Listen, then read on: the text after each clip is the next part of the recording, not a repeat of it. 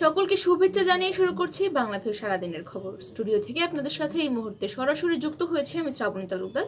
জানিয়ে দেওয়ার চেষ্টা করব সারাদিনের কিছু গুরুত্বপূর্ণ সংবাদ। আজ 7 অগ্রহায়ণ 1429 বঙ্গাব্দ, 21 নভেম্বর 2022 খ্রিস্টাব্দ, সোমবার। বাংলাদেশ কারোর সঙ্গে সংঘাত চায় না, শান্তি চায় বলে মন্তব্য করেছেন প্রধানমন্ত্রী শেখ হাসিনা। আজ সোমবার বিকেলে সশস্ত্র বাহিনী দিবস উপলক্ষে ঢাকা সেনাকুঞ্জে সংবর্ধনা অনুষ্ঠানে তিনি এসব কথা বলেন এবং বিশ্বের অনেক দেশের চেয়ে বাংলাদেশের অবস্থা আগের চেয়ে উন্নতি হয়েছে, ভালো হয়েছে বলে উল্লেখ করেছেন প্রধানমন্ত্রী শেখ হাসিনা। ভোটের প্রসঙ্গ তুলে তিনি বলেন, ভোটে ক্ষমতায় এসেছে আওয়ামী লীগ এবং গণতান্ত্রিক ধারা অব্যাহত রেখে আগামী নির্বাচনেও আওয়ামী লীগ জয়লাভ করবে বলেও উল্লেখ করেছেন তিনি। চলে যাচ্ছি পরবর্তী সংবাদে। জঙ্গি সংগঠন আল আনসার ইসলার প্রধান মেজর বরখাস্ত জিয়াউল হক তার পরিকল্পনায় 18 সহযোগী মিলে আদালত প্রাঙ্গণ থেকে 2 জঙ্গিকে ছিনিয়ে নিয়েছে এবং এটি নিশ্চিত করেছে ঢাকা মহানগর পুলিশ। এই ঘটনার দায়িত্বে অবহেলার অভিযোগে 4 নিরাপত্তার দায়িত্বে থাকা 5 জন পরিদর্শক এবং 1 জন পুলিশকে বরখাস্ত করা হয়েছে। আজ সোমবার রাজধানীর ডিএমপি মিডিয়া সেন্টার থেকে এসব সাংবাদিকদের তথ্য জানিয়েছেন গোয়েন্দা পুলিশ টিভির প্রধান মোহাম্মদ হারুনুর রশিদ। জঙ্গি জিয়ার গ্রামের বাড়ি সিলেট বিভাগের মৌলভীবাজার জেলার শহরতলির মোস্তফাপুর গ্রামে। বরখাস্ত হওয়া পুলিশ সদস্যরা সেম আদালতের হাজতখানার কোর্ট ইন্সপেক্টর এবং অন্যান্য আরো 5 জন। হারুনুর রশিদ জানিয়েছেন, তারা জঙ্গিদের ছিনিয়ে নেওয়ার সময় ঘটনাস্থলে আশপাশ এলাকার সিসিটিভি ফুটেজ থেকে বিশ্লেষণ করেছিল এবং এই ঘটনায় কোতোয়ালি থানার 20 জনের নামে মামলা করা হয়েছে এবং 12 জন জঙ্গির মধ্যে 2 জনকে ছিনিয়ে নেওয়া হয়েছে। বাকি 10 জনকে 10 দিন করে রিমান্ডে নিয়ে জিজ্ঞাসাবাদ করা হচ্ছে। গতকাল সন্ত্রাস বিরোধী ট্রাইব্যুনাল থেকে আটক করে জঙ্গিকে ঢাকার চিফ মেট্রোপলিটন ম্যাজিস্ট্রেট আদালতের হাজতখানায় নিয়ে যাচ্ছিলেন পুলিশ সদস্যরা। তারা যখন আদালত প্রাঙ্গণের প্রধান ফটকের সামনে আসেন, তখনই 2 জঙ্গিকে নিরাপত্তায় থাকা পুলিশ সদস্যদেরকে স্প্রে করে এবং মারধর করে ছিনিয়ে নিয়ে যাওয়া হয়।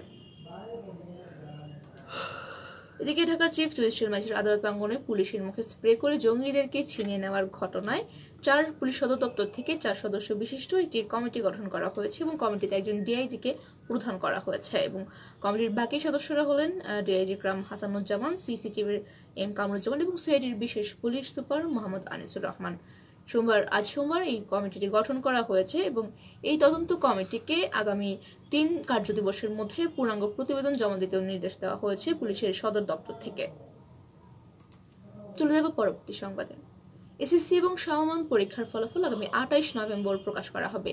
আজ সোমবার ঢাকা মাধ্যমিক এবং উচ্চ মাধ্যমিক শিক্ষা বোর্ডের চেয়ারম্যান এবং আন্তঃশিক্ষা বোর্ড সমন্বয়ের সাব কমিটির সভাপতি তপন কুমার সরকার এই ঘোষণা দিয়েছেন। তিনি বলেছেন, আগামী 28 নভেম্বর এসএসসি অর্থাৎ মাধ্যমিক এবং সমমান পরীক্ষার ফলাফল প্রকাশ করা হবে। গত 15 সেপ্টেম্বর এসএসসি এবং সমমান পরীক্ষা শুরু হয়েছিল এবং এই বছর 9টি সাধারণ শিক্ষা বোর্ড, মাদ্রাসা এবং কারিগরি শিক্ষা বোর্ড সহ 11টি শিক্ষা বোর্ডের আওতায় মোট 20,21,886 জন শিক্ষার্থী পরীক্ষায় অংশগ্রহণ করেছিলেন। তার মধ্যে শুধু সাধারণ বোর্ডগুলোর অধীনে পরীক্ষার্থী ছিল 15,99,711 জন। সারা দেশে 3,790টি পরীক্ষা কেন্দ্রে পরীক্ষা অনুষ্ঠিত হয়েছে।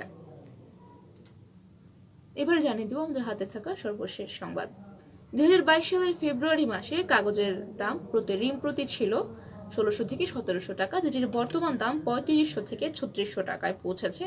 এছাড়া আগের দিনের দামের সাথে পরের দিনের দামের কোনো সমন্বয় থাকছে না, অর্থাৎ একদিনের চেয়ে আরেক দিন কাগজের দাম বেড়েই চলেছে দিনকে দিন। এমন ভারসাম্যহীনতায় সবচেয়ে বিপাকে পড়েছেন প্রকাশকরা। তাই যেসব প্রতিষ্ঠান কাগজের দখল এবং নিয়ন্ত্রণ করে তাদের বিনিয়োগ এবং লভ্যাংশের স্বচ্ছতা প্রতিবেশী দেশগুলোর সঙ্গে মিলিয়ে নির্ধারণ সহ আরো কয়েকটি দাবি জানিয়েছে প্রকাশকদের সংগঠন সৃজনশীল প্রকাশক ঐক্য।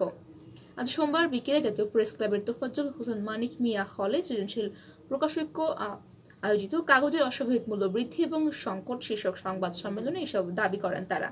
লিখিত বক্তব্যে তারা জানান, কাগজের অস্বাভাবিক এবং নিয়ন্ত্রণহীন মূল্য বৃদ্ধিকে কেন্দ্র করে দেশের পুরো প্রকাশনা খাত বড় ধরনের বিপর্যয়ের মধ্যে পড়েছে। একই সঙ্গে যোগ হয়েছে আমদানি নির্ভর প্লেটের দুষ্প্রাপ্যতা, যে কারণে প্রকাশনায় উচ্চ মূল্য দিয়েও মিলছে না এইসব উপকরণ এবং অস্বাভাবিক চরম পর্যায়ে দ্রব্যমূল্যের বৃদ্ধি ঘটছে।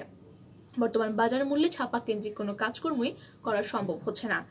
এদিকে 16টি পেশাদার হাত ঘুরে বই ছাপানো হয় বলেও তারা জানিয়েছেন এবং এইসব পেশাজীবীদের জীবন জীবিকা বই কেন্দ্রিক।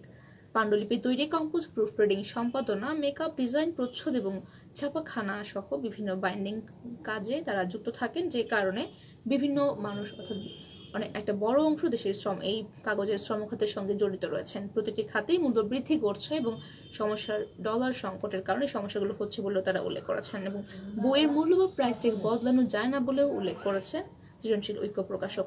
তারা বলেছেন একবার ছাপিয়ে ফেললে সেই সংস্করণের কপি শেষ না হওয়া পর্যন্ত বইয়ের মূল্য বৃদ্ধি করা যায় না এবং কাগজের মূল্য কমে গেলে বা বেড়ে গেলে তার বড় ধরনের সমস্যার সম্মুখীন হতে হয় তাদেরকে। সরকারের প্রতি তারা জোর দাবি জানিয়েছেন এসব সমস্যার সমাধান করার জন্য।